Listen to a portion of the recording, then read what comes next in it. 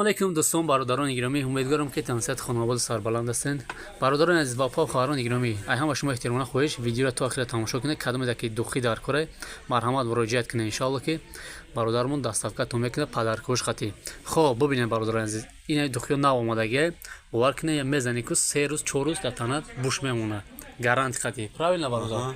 چی نام دارند دخیات؟ مزه حیاتی بعدن شیخو اپا و خوارود هم هسته، مقصد جنس که هم هسته، موجودکوی هم هسته.